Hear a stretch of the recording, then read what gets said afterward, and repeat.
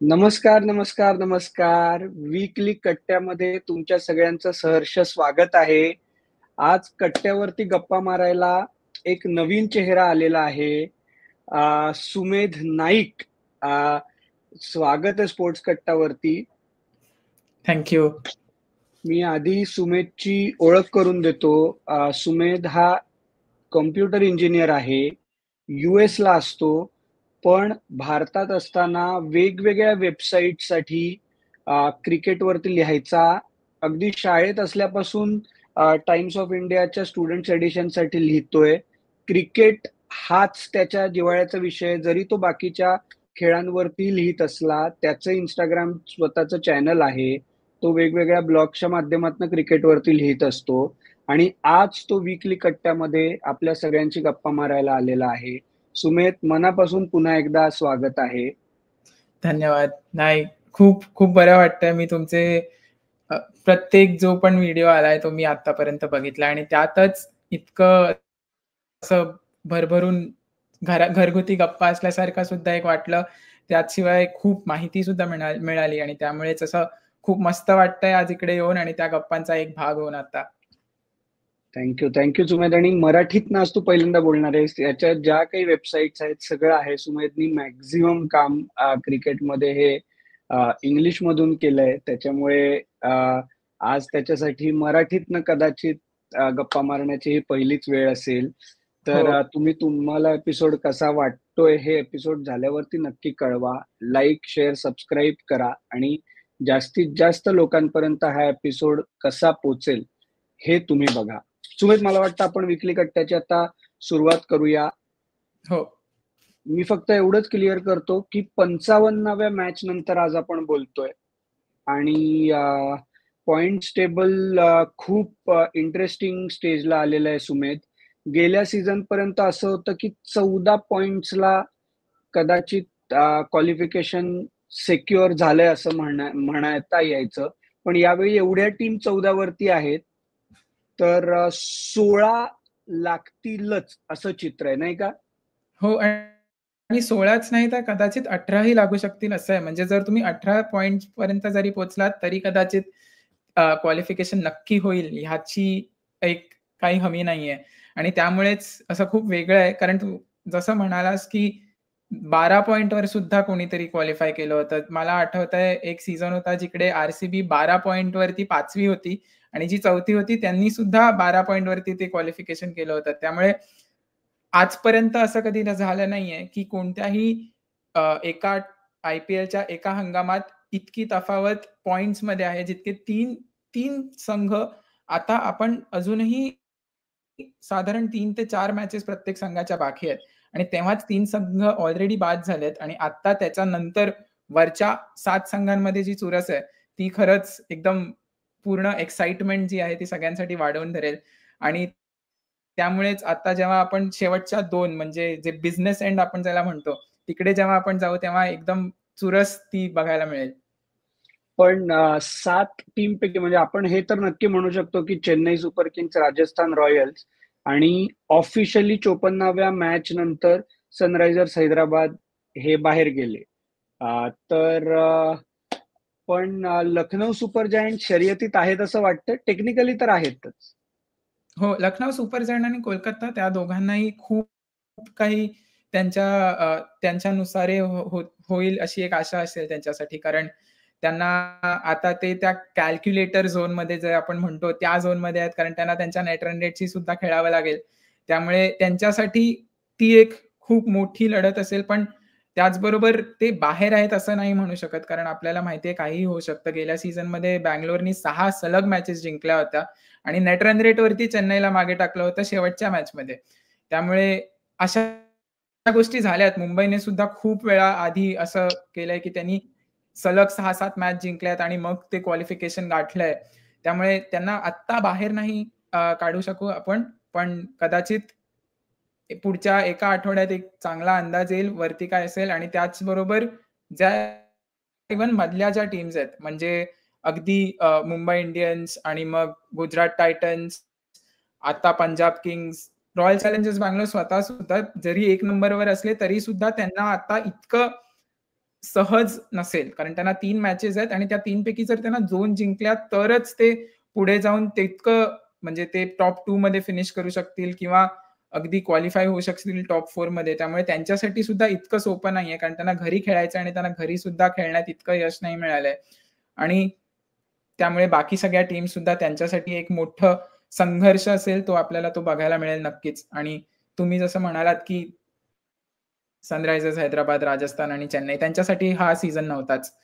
म्हणजे त्यांनी इतकी लवकर तो सफेद झेंडा दाखवल्याचा असा एक भास झाला, की कदाचित आपण 60 टीमची आयपीएल बघतोय का, असं एका पॉइंट नंतर वाटायला लागलं होतं. पण दिल्ली कॅपिटल्ससाठी ज्या सीझनची सुरुवात एवढी मस्त झाली होती, ते आता म्हणजे ते आता त्या मिड टेबलच्या म्हणजे फाईट झोनमध्ये गेलेले आहेत आणि म्हणजे पहिल्या 4 मॅच नंतर असं वाटलं होतं, की काय अक्षर पटेलकडे काही असं हे का, की तो ज्याला हात लावतोय ते सोनं होतंय. पण ते आयपीएल किंवा क्रिकेट इज अ लेव्हलर म्हणतात तसं लगेचच झालंय आता. म्हणजे त्याच्या पुढच्या मॅचेस नंतर असं झालेलं आहे, की आता परत दिल्ली कॅपिटल्स ही टीम आहे जी म्हणजे कदाचित बाहेर जाऊ शकते कदाचित. असं झालेलं आहे. ते त्यांचं कुठे गणलं म्हणजे म्हणजे अजून ते काही बाहेर गेले तशातला भाग नाही. पण डेफिनेटली मोमेंटम गेलेलं आहे. आता काल जर का त्या स्टब्स, विपराज निगम आणि आशुतोष शर्मानी काल जर का वेळ काढला नसता, तर काल कदाचित 20 ओव्हरमध्ये म्हणजे दोन्ही याच्या बॅटिंग होऊन 20 ओव्हरमध्ये गेम झाला असता. ती सुटका झाली आहे ना त्यांची आता. तो हो. पाऊस पडल्यामुळे खरी तर सुटका झाली आहे. तो 1 पॉइंट तिकडे निघणं, हे 2 पॉइंट गमावण्यापेक्षा त्यांना नेट रन रेट सुद्धा तितकाच खाली गेला असता त्यांचा, काल जर ते हरले असते चांगल्या मार्जिनने तर. तर ते सुद्धा एक खूप मोठी म्हणजे सुटकाच म्हणू शकतो आपण त्याला. पण मला वाटतं, की दिल्ली कॅपिटल्ससाठी त्यांच्याकडे मोमेंटम होता. खरं तर राजस्थान रॉयल्सला हरवल्यानंतर जेव्हा स्टार्कनी 6 बॉलमध्ये 9 डिफेंड करून ते सुपर ओव्हरमध्ये जिंकले होते. त्याच्यानंतर त्यांच्याकडे मोमेंटम आहे असं वाटत होतं. पण त्यानंतर अगदीच गाडी डगमगली आहे आणि ह्याचं खरं तर तुम्ही असं म्हणू शकाल, की जे दिल्ली कॅपिटल्सची जी वरची जी फळी आहे बॅटिंगची, त्यांना कदाचित इतकं क्लिक होता आलं नाहीये. म्हणजे आता फाफ डू प्लेसी आणि करुण नायरनी आज ओपन केले आहे. तर तिकडे जेव्हा फाफ डू प्लेसी इंजर्ड होता, तेव्हा आपण फाफ डू प्लेसीला नव्हतो. फाफ डू प्लेसीच्या ऐवजी तिकडे अभिषेक पुरेल ओपन करत अभिषेक पोरेलो. आणि अगदी त्याच्या आधी त्यांनी जेक फ्रेझर मगरवरती खूप वेळ भरोसा ठेवला होता, पण त्याला काहीच गाडी चालवता आली नाही तिथली. त्यामुळे तिथे कदाचित थोडा गोंधळ झाला आणि मग ते जे प्रेशर खाली येत गेलं, अगदी के-एल राहुल, अक्षर पटेल त्यांच्यावरती, त्यांना तितकं ते कंटिन्यू करता आलं नाहीये, की त्यांना ती मोठी इनिंग्स अजून कुठेतरी नाही मिळाली आहे. त्याशिवाय ट्रिस्टन स्टब्स आणि आशुतोष शर्मा सारख्या प्लेयर्सना आपण त्यांना खूप असं म्हणतो, की ते येऊन मारू शकतात आणि त्यांना लगेच पटापट रन स्कोर करायची एक सवय आहे आणि ते अगदी स्किलफुली करू शकतात. पण तरी सुद्धा अगदी त्यांच्यासाठी सुद्धा ते मोठी इनिंग्स ही कुठे सापडली नाहीये. म्हणजे जर ट्रिस्टन स्टब्सकडे बघितलं, तर जरी तो मोठ्या इनिंग्स खेळतोय, तरी तो इतके फटके जे त्याच्याकडनं अपेक्षित आहेत, तितके बसत नाहीयेत. तर त्यामुळे तिथे सुद्धा त्यांना ती फिनिश जी हवी आहे, ती साधारण कुठेतरी हरवल्यासारखी वाटते आणि हरवली ह्यासाठी कारण ती सुरुवातीला होती. हे सगळे प्लेयर त्यांच्या त्यांच्या एकट्याच्या बलबुतीवरती जिंकू शकत होते. आशुतोष शर्मानी एकट्याने ती मॅच जिंकवली होती.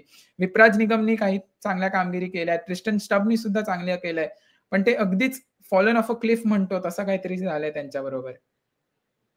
बघूया. दिल्ली कॅपिटल्सनी सुरुवातीला चांगलं केल्यामुळे कदाचित त्यांना आता 2 जिंकले आणि कालच्या मॅचमुळे तर ते अजूनही क्वालिफाय करू शकतात. पण त्यांचीच गाडी जरा डामाडोल वाटतेय.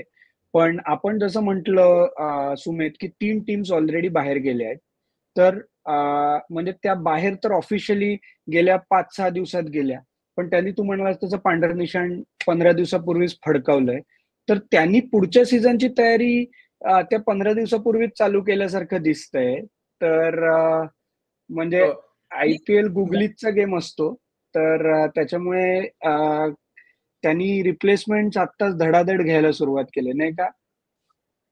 हो आणि अगदी गंमत म्हटलं तर धोनीने 2 आठवड्यापूर्वी सांगितलं होतं, की आम्ही कदाचित आता पुढच्या सीझनची तयारी करायला घेऊ.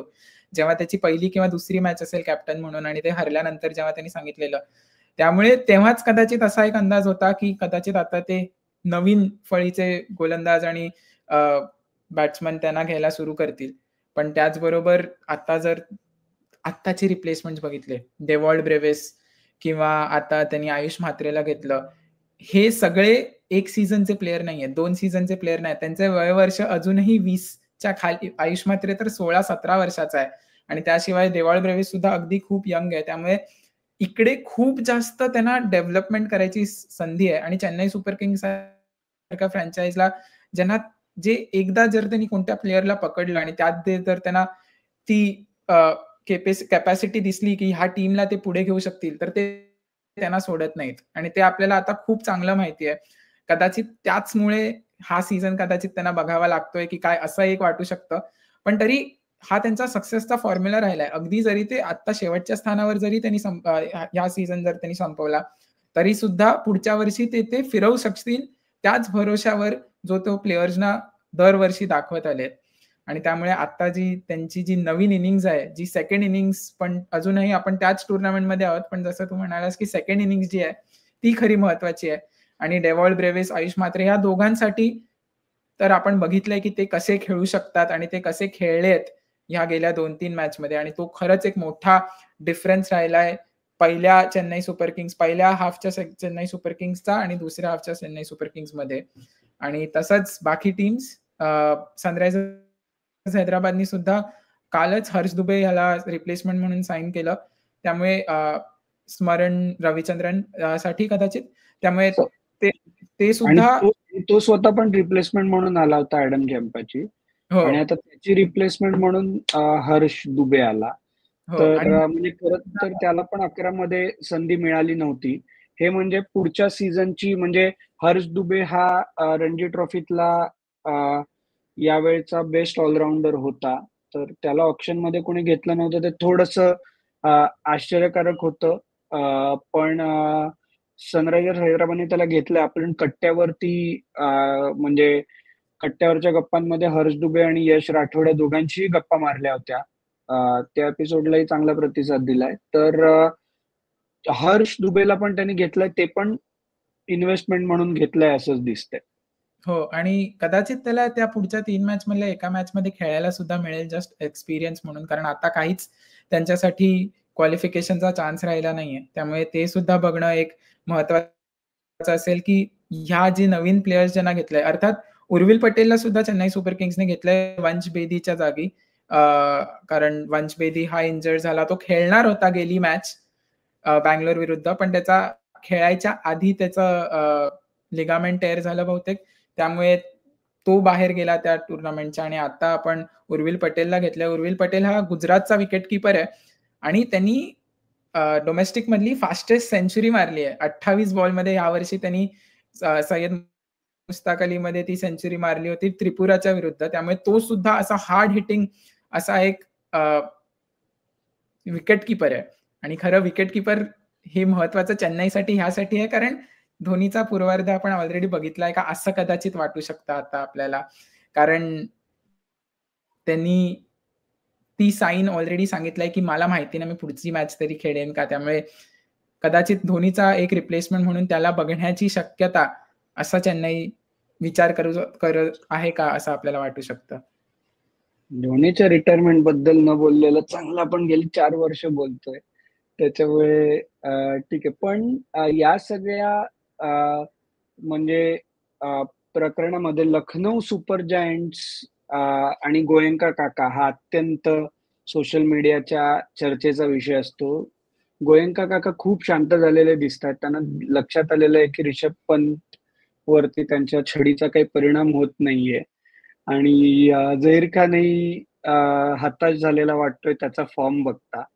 पण काय म्हणजे रिषभ पंतचं काय घडलं, म्हणजे सध्या तो बिचारा प्रयत्न करतोय, सगळं करतोय, 8व्या नंबरला येतोय. पहिली बॅटिंग झाली आणि प्लॅटफॉर्म सेट झाला. तर आता परवा धर्मशालाला नंबर 4ला आला 2 विकेट पटकन गेल्यानंतर. पण त्याच्यासाठी आता काहीच वर्क होत नाहीये. आणि हो. मला पर्सनली असं वाटतं की जर का इंग्लंडमध्ये आपल्याला, जर का आपण असं म्हणू की जी काही संधी असू शकते म्हणजे IPL, T20 आणि टेस्टचा काही संबंध नाहीये, हा भाग वेगळा. पण एक कॉन्फिडन्स घेऊन जाण्याच्या दृष्टीने त्याच्यासाठी पुढच्या 3 मॅचेस, 4 मॅचेस ज्या काही राहिल्या आहेत, त्याच्यामध्ये त्याला कॉन्फिडन्स येणं हे खूप महत्वाचं. हो, आणि आपण ऋषभ पंत जेव्हा आपण म्हणतो तेव्हा तो असे सहज 6 मारत असेल आणि सहज तो वरच्यावर बॉल मारू शकतो असं आपल्याला कुठे वाटतं, आणि यावर्षी असं वाटतंय की बॉलपेक्षा त्याची बॅटच हवा जास्त खाते.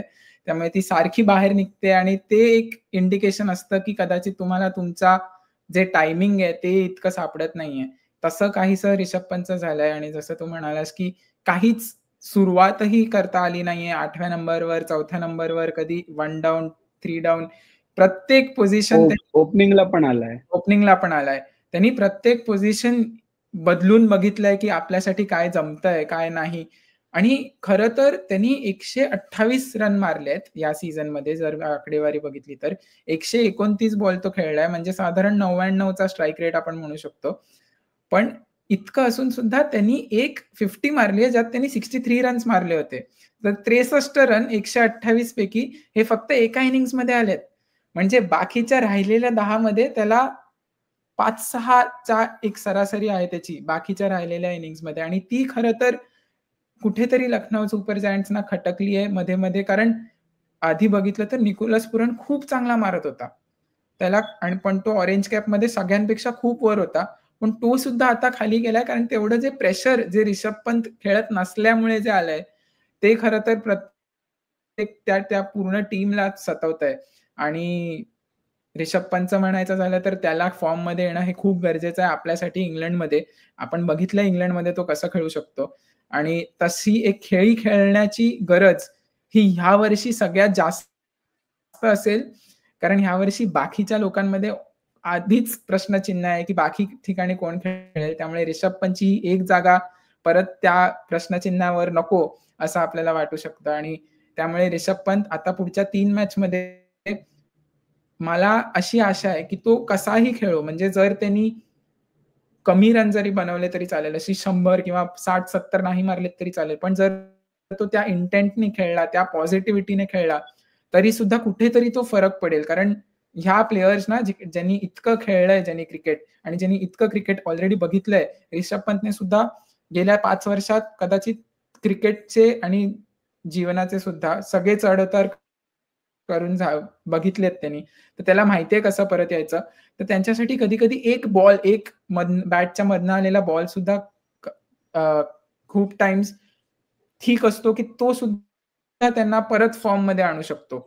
एकदा जर तुम्ही मधनं मारलात, एकदा जर तुमची टायमिंग परफेक्ट असेल, तर that can also get you back to form, आणि तेच तसं काहीतरी ऋषभ पंतशी व्हावं, अशी एक भाबडी आशा सगळ्यांच्या मनात असेल.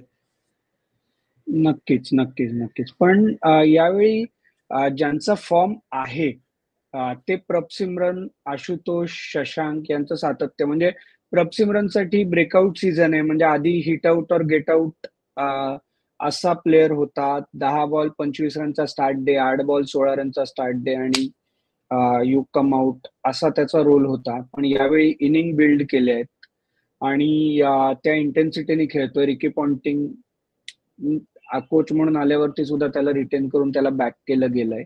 याचा अर्थ रिकी पॉन्टिंग ही त्याच्या बाबतीत पॉझिटिव्ह आहे.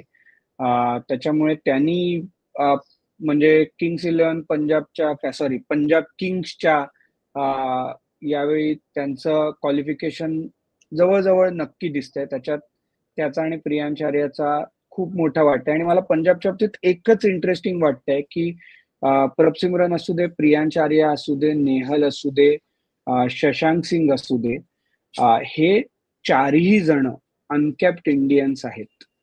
जे त्यांचा बॅकबोन आहेत या सीझनमध्ये, आणि त्याच्याभोवती सगळ्या स्ट्रॅटेजीज बिल्ड झाल्या आहेत. आणि त्यांनी बॉलिंगमध्ये मार्को यान्सन असू दे किंवा अर्शदीप असू दे, चहल असू दे, तर त्यांनी बँक केलंय एक्सपिरियन्सवरती, आणि बॅटिंगमध्ये त्यांनी बँक केलंय इंडियन टॅलेंटवरती. याचा मला खूप आनंद झालाय.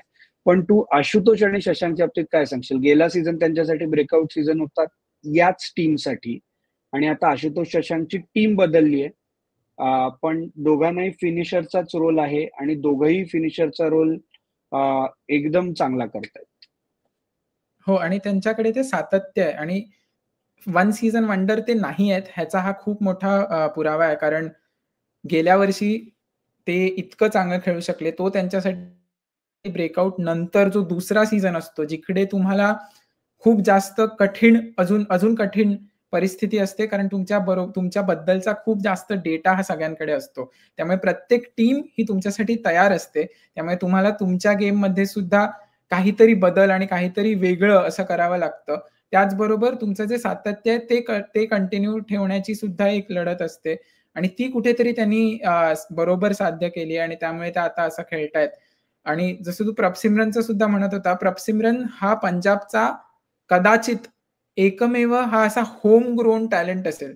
कारण पंजाबने त्याच्यावरती इतका विश्वास दाखवलाय आणि इतकी वर्ष तो विश्वास दाखवलाय, की गेले 2-3 वर्षांपासून त्यांनी सतत त्याला खेळण्याची संधी दिली आहे आणि ती कुठेतरी आता त्याची परतफेड प्रभसिमरन त्या रन्सच्या थ्रू करतोय असं आपल्याला म्हटलं तरी ते वावगं नसेल.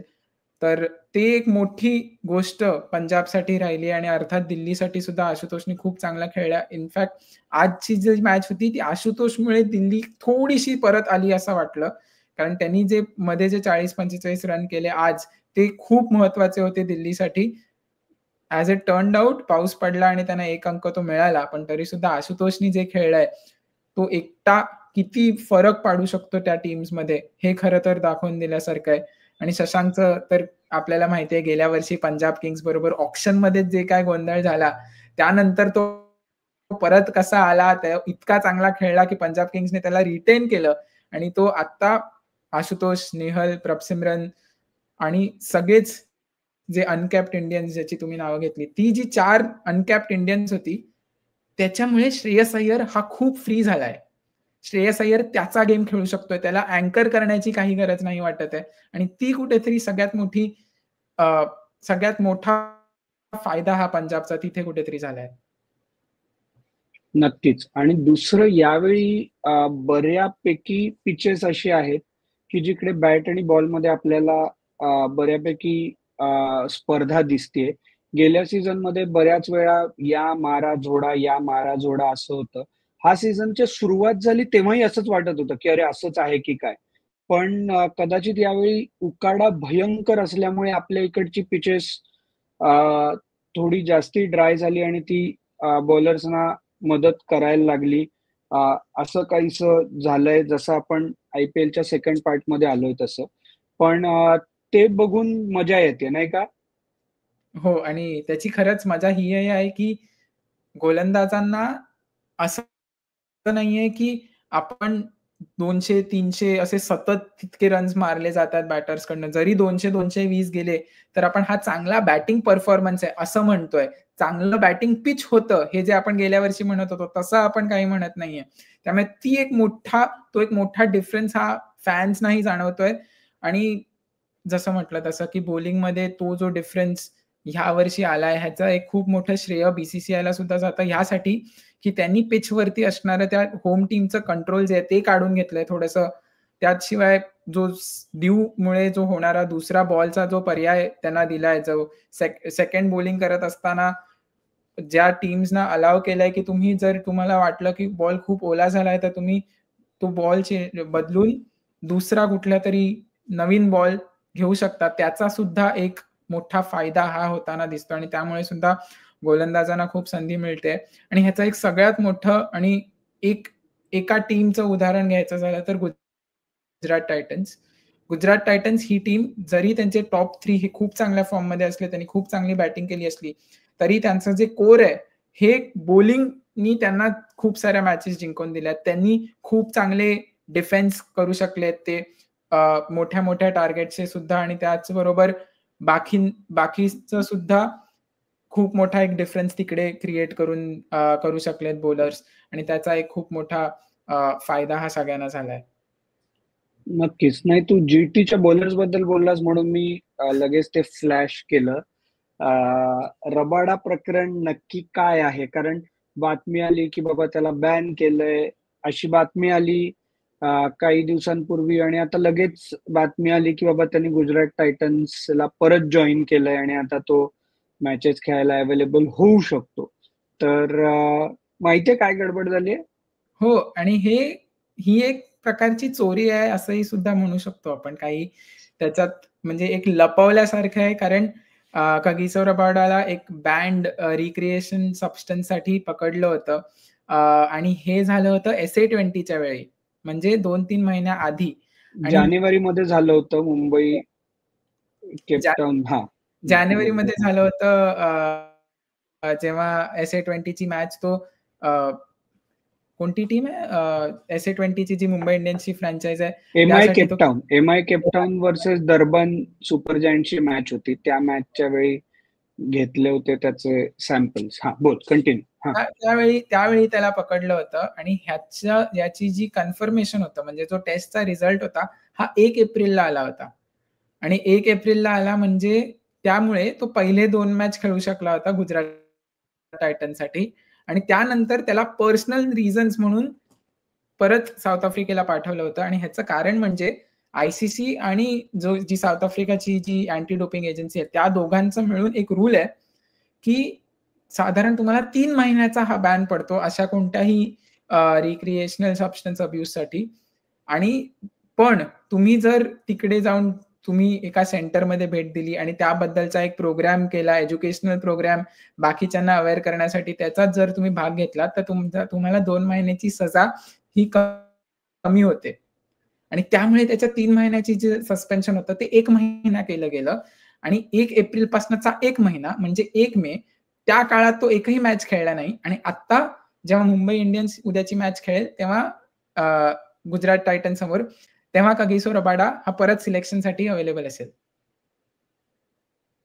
म्हणजे फक्त लपवालपवी BCCI मध्ये होत नाही, ती ICC मध्येही होते, ती साऊथ आफ्रिकन बोर्ड मध्येही होते, आणि सगळीकडेच होते. म्हणजे तो पर्सनल रिझन साठी गेला, त्याच्यानंतर तो परत आला, आणि त्याच्यानंतर गोष्टी बाहेर येत गेल्या. हे आधीच क्लिअर करायला काही हरकत नव्हती त्यावेळी, हो, की तो कुठल्या करण्यात. आणि हा एक लूप होल आहे खरं तर.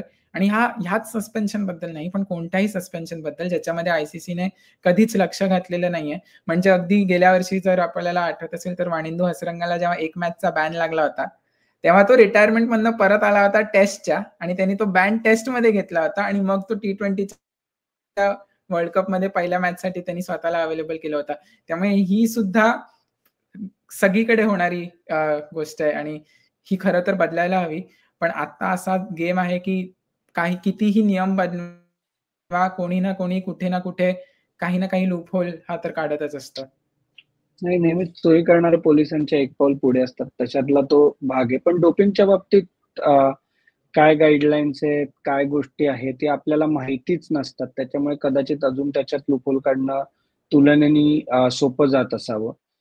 तर त्याच्यामुळे हे प्रकरण आपल्याला पूर्ण झालं, म्हणजे प्रकरणावरती क्लोजर आलं, आणि त्याच्यानंतर ते आपल्यासाठी ओपन झालं, असं ते झालंय. पण आता रबाडा काय करतो, कसं परफॉर्म करतो, याच्यातनं बाहेर कसा येतो, हेही बघणं इंटरेस्टिंग ठरणार आहे. आणि मेन म्हणजे आता IPL मधल्या कुठल्या टीम्स कुठल्या दिशेने जाणार आहेत, हेही पुढच्या, आता आपण वीकली कट्टा करू तोपर्यंत, कदाचित पुढचा वीकली कट्टा करू तोपर्यंत बऱ्यापैकी गोष्टी क्लिअर झाल्या असतील.